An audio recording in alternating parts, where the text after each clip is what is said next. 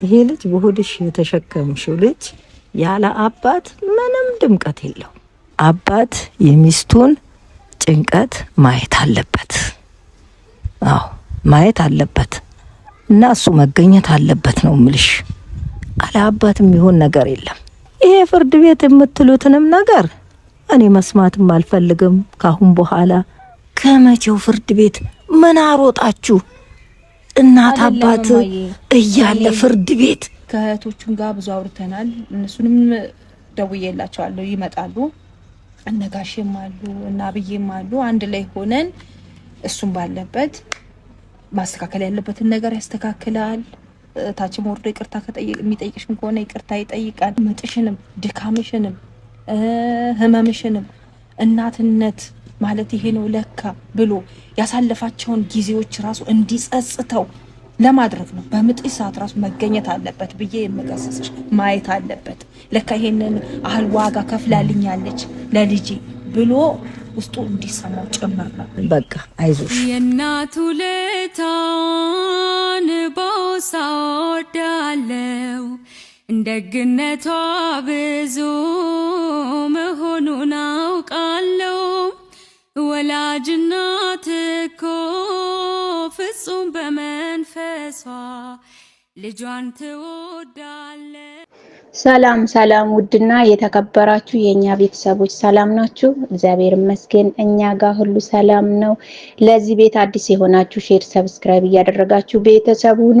ላይክ ለምታደርጉልን እናመሰግናለን። ይጠቅማታል ብላችሁ ላይክ ለምታደርጉ እናመሰግናለን።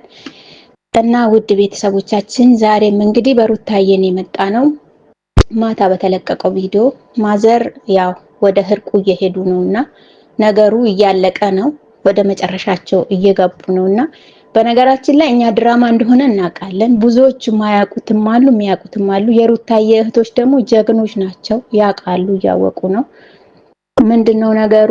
ከዚህ በፊት ትዝ ይላችኋል ቤተሰብ መልካም ዩቲዩብ ላይ ማርያምን ያመነ ይመን ያላመነ አይመን፣ አብርሽና ሩታ አልተለያዩም፣ ስራ ነው የሚሰሩት እያለች ነበረ። ግጭት ነበረ፣ ያ ግጭት ግን ተፈቶ አሁን ስራ ላይ ናቸው ብላ ተናግራለች። እና ከዚህ በፊት መልካምን ደግሞ ያመንኩት ምክንያት ፍቅርዬ ልጅ አላት ብላ እንደዚህ ማርያምን ብላ ምላ ያው በመጨረሻ ላይ ልጅ እንዳላት ተረጋገጠ ማለት ነው ቤተሰብ። እና ምን ልላችሁ ፈልጌ ነው፣ ድራማ ነው፣ ስራ ነው እየሰሩ ያሉት። ይሄ ድራማ ደግሞ ምንም አያስተምርም። እቺ ልጅ ነፍሰ ጡር ናት። ነፍሰ ጡር ሆና እንደዚህ አይነት ስራ አስፈላጊ አልነበረም። ለትውልድም ደግሞ ይሄ ስራ የተጨመላለቀ ስራ ትምህርት የለውም፣ አያስተምርም። ይሄንን ነው እኛ የምንለው እንጂ ስራ እንደሆነ እኛም አምነናል። ያላመነም ይኖራል። በፊት ግን እኛም አላመንም። ግን በአንዳንድ ነገሮች ብዙ ቦታ አሁን ዜዶ ቤት እናቶች አሉ፣ ደስ የሚሉ እናቶች፣ እግዚአብሔርም በጣም ደስ የሚመክሩ ትምህርት የሚሰጥ ነገር የሚሰጡ እናቶች አሉ። እነሱ ራሱ ድራማ እንደሆነ ያውቃሉ። በጣም ለሩታ ጠበቃ የሆኑ ማቃቸው በጣም ጀግና የሆኑ እናቶች እህቶች አሉ። ስለዚህ እነሱ ስራ እንደሆነ በደንብ ተረድተዋል። ግን ደግሞ ይሄ ስራው ሰውን አያሳምንም፣ ሰውን አያስተምርም በሚል ነው ክርክሩ። እና ዛሬ ያው ቀኑ ደርሶ ቤተሰብ ገብቶበት ያው እንግዲህ ክሱም ይቁም ህርቅ ይምጣ እየተባለ ነው። ደስ ይለናል። እንዲታረቁ ነው ሁሉም የሚፈልገው። ማንም ሰው የሚፈልገው ህርቃቸውን ነው፣ እንዲታረቁልን ነው። ይታረቁ፣ ታርቆ በጥሩ ነገር እንዲመጡልን ነው እኛ የምንፈልገው። ይሄ የተጨመላለቀ የሚያስጠላ ሚዲያውን ያግማማ ስራ ቢቆም ደስ ይለናል። እና እንግዲህ ያው እሱ ከዚህ መጥፎ ድርጊቱ አምኖበት በትክክለኛ እውነተኛ ይቅርታ ጠይቆ፣ መቼም ሰው የተገዳደለ ሰው እንኳን ይቅርታ በደንብ ከተጠያየቀ ይተዋል አይደል እንዴ? ስለዚህ እሱ ከዚህ አሁን ውሃ ቅዳ ውሃ መልስ እንዳይሆን የነሱ ነገር አሁንም በቤተሰብ ይቅርታ ከተጠየቀ መቼም ይሄን ነገር መልሶ ይሄ የቆሻሻ ተግባርን ያደርጋል ብዬ አላስብም። አሁን ነገሩ በቤተሰብ ከተያያዘ መታረቃቸው አይቀርም። ግን ደግሞ እሱ ከዚህ ስራው ማቆም አለበት። በጣም ተደጋጋሚ ጊዜ ይቅርታ ይጠይቃል፣ ግን በእንደዚህ አይነት ስራ ተመልሶ ይገባል ማለት ነው። ስለዚህ በዚህ ነገሩ ቢቆም ጥሩ ነው። እሱም ወደ ራሱ ተመልሶ ይሄንን ቆሻሻ ተግባር ማቆም አለበት። አስተያየት እንደመስጠት ነው እንግዲህ የምላችሁ። ያው ስራ ነው፣ ለኛም ስራ ነው፣ ለነሱም ስራ ነው። ስለዚህ ሩታዬ ብቻ ሰላም ትሁንልን፣ በሰላም ነይልን ወልደሽ የኔ እናት። እኔ ግን ቅር ያለኝ ቤተሰብ እርቁን ደስ ይላል። መቼም ሰይጣን ብቻ ነው እርቅን የሚጠላው እንጂ የሰው ልጅ እርቅን አይጠላም። ገብቷቸዋል አይደል? ግን ደግሞ ሩታዬ ሳትበቀለው እሱን ሳታቃጥለው መታረቋ ትንሽ ተሰምቶኛል። ያው እርቁ ገና ነው። በእርግጥ ግን ይታረቃሉ፣ እንደሚታረቁ እናውቃለን። እግዚአብሔር ያስታርቃችሁ። እርቅን የሚጠላ ሰይጣን ብቻ ነው። እሱንም ልቦና ይስጠው። ያችን ቆሻሻ ከመሃላችሁ አውጡ። ወደ ትዳራችሁ ተመለሱ። ወደ መጀመሪያ ፍቅራችሁ ተመለሱ ነው የምለው። የኔ ሀሳብ ይሄን ይመስላል። ቤተሰብ ይሄን ቪዲዮ ከወደዳችሁ ሼር፣ ሰብስክራይብ እያደረጋችሁ ላይክ እያደረጋችሁ እኛንም አሳድጉን። መልካሙን እንመኝላችኋለን። ቻው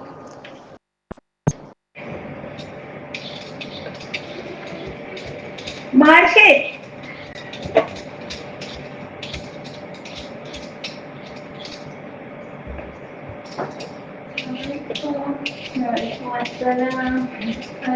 alhamdulillah. So yes, tamam. Yeah.